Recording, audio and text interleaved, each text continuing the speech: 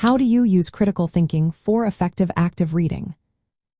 Imagine sitting down with a book or article and not just reading words but actually engaging with the ideas on a deeper level. That's what critical thinking adds to active reading. It turns reading from a passive activity into an interactive process. When you use critical thinking, you're not just accepting everything at face value. Instead, you're questioning what you read, analyzing the arguments, and reflecting on how it fits with what you already know. This approach helps you understand the material better and remember it longer. Start by setting a clear purpose for your reading.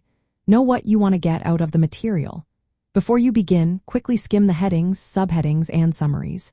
This gives you an overview and helps you identify what questions you want to answer. Formulate questions based on these headings or your goals.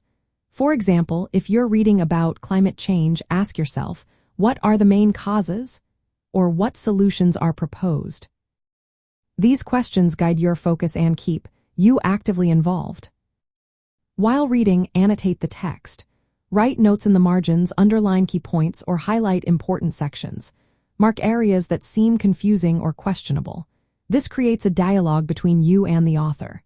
When you see a claim, ask yourself, is this supported by evidence? Or does this make sense? If something seems biased or unsupported, note it. This helps sharpen your ability to evaluate information critically. After reading a section, pause and summarize what you've learned in your own words. This reinforces your understanding. Then, reflect on the material by reviewing your notes, discussing ideas with others, or creating visual summaries like mind maps. Reflection helps you connect new knowledge with what you already know, making it stick better. Critical thinking also involves challenging the text. If you come across claims that seem exaggerated or unfounded, consider other viewpoints.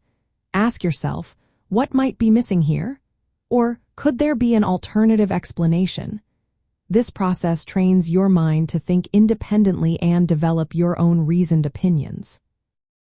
Using these strategies makes your study sessions more effective. Instead of skimming and forgetting, you're actively engaging with the material. You're asking questions, evaluating arguments, and making connections.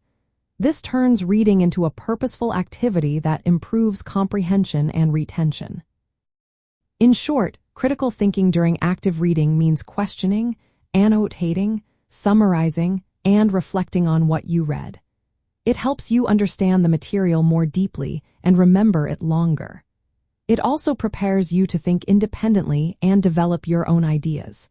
So next time you pick up a book or article, remember to bring your critical thinking skills along.